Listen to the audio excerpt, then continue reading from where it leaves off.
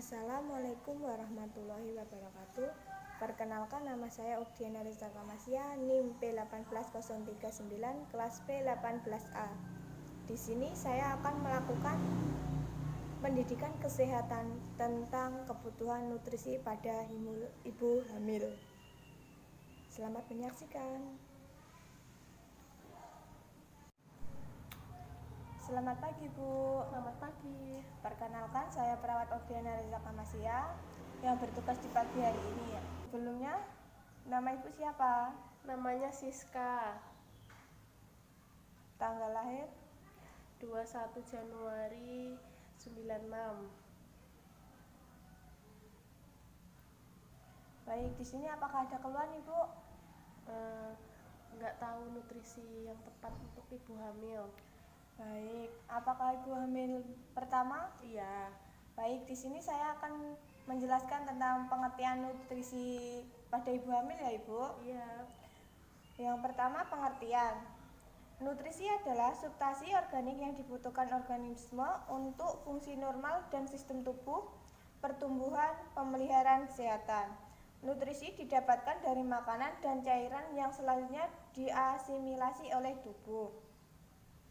Lalu, gizi adalah zat-zat yang terkandung dalam makanan yang diperlukan untuk kehidupan manusia.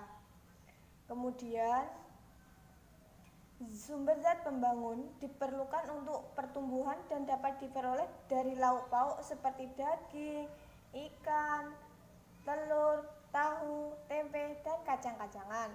Kemudian, sumber zat pengatur diperlukan agar semua fungsi tubuh melaksanakan tugasnya secara teratur yang diperoleh dari sayur-sayuran dan buah-buahan.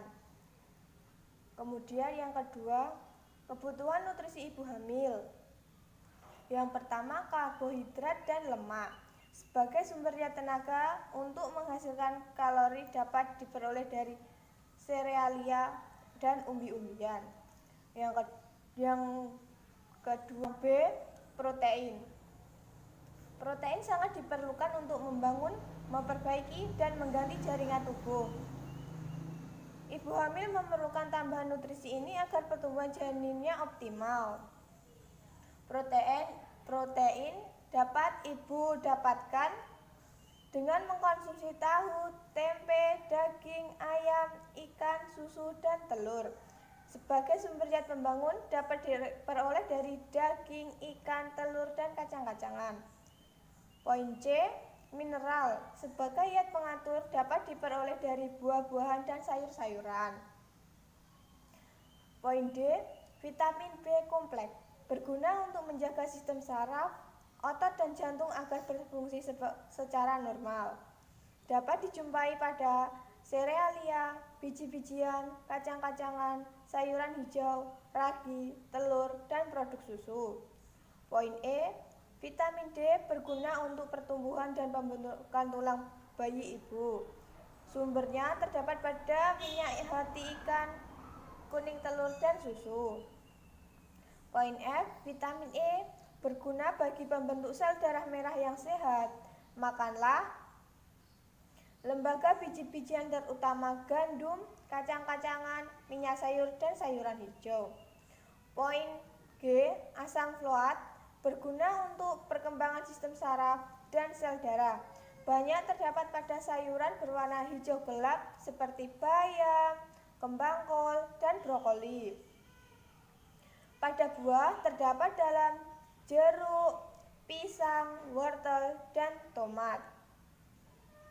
Kebutuhan asam folat ini selama hamil adalah 800 mcg per hari, terutama pada 12 minggu pertama kehamilan. Kekurangan asam folat dapat mengganggu pembentukan otak sampai cacat bawaan pada susunan saraf pusat maupun otak janin. Poin H, zat besi yang dibutuhkan ibu hamil agar terhindar dari anemia.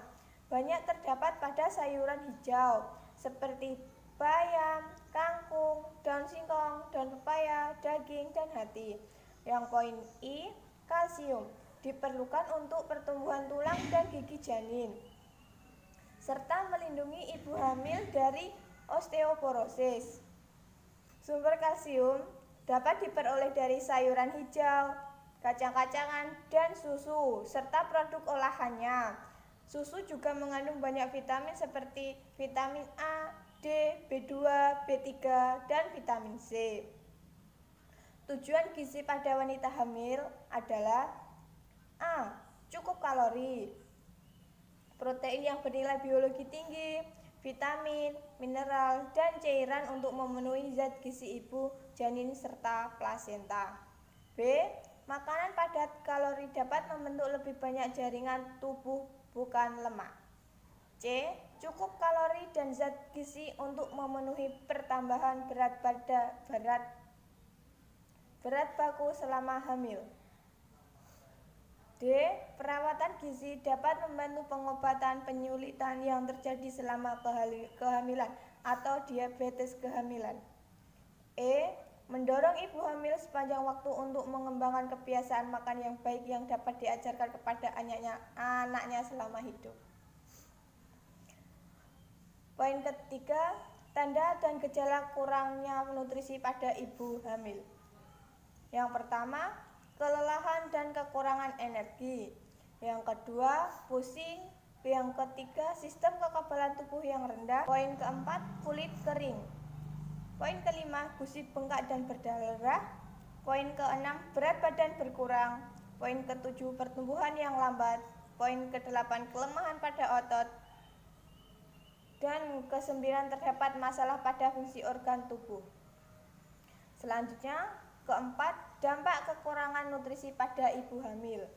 Pada janin bisa keguguran, lahir mati, kelahiran neonatal, mengalami cacat bawaan, dan berat badan bayi rendah.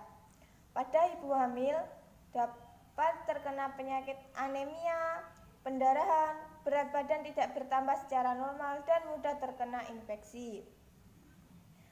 Kemudian poin kelima, nutrisi pada ibu hamil trimester pertama terjadi dari minggu pertama pembuahan hingga minggu ke-12 adalah perkembangan janin untuk kelengkapan organ penting. Pada bulan pertama, nutrisi yang dibutuhkan berupa kalori yang ekstrak. Perkembangan janin membutuhkan asupan kalori yang sesuai sehingga dapat berbentuk pesat. Kemudian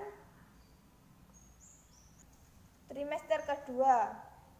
Pada trimester ini memiliki kemampuan perkembangan yang semakin pesat sehingga harus diimbangi dengan asupan nutrisi. Perkembangan minggu ke-13 hingga ke-18 terjadi perkembangan tumbuh kembang organ janin yang sangat penting.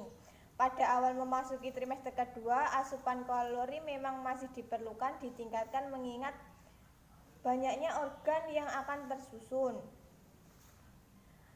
Konsumsi pula air yang cukup setiap harinya untuk menghindari sembelit dan wasit yang banyak diderita oleh ibu hamil.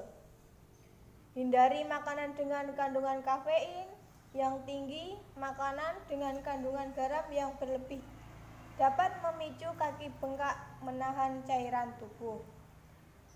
Yang terakhir, trimester ketiga.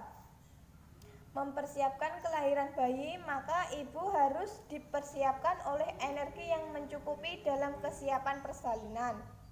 Bagi ibu yang memasuki trimester ini, persiapan dengan kebutuhan kalori yang akan berperan dalam pertumbuhan jaringan janin dan plasentanya. Maka ibu dapat meningkatkan asupan kalori dari sereal, kentang, mentega, susu, telur, alpukat, dan minyak nabati.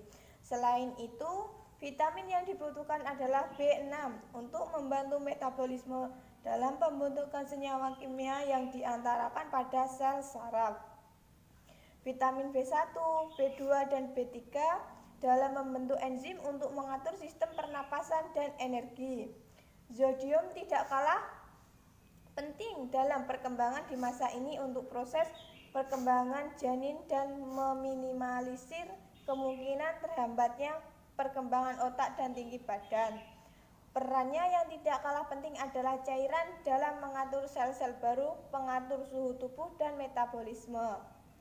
Apakah ibu sudah paham? Sudah, Sus. Baik, terima kasih Ibu atas waktunya. Ya, sama-sama.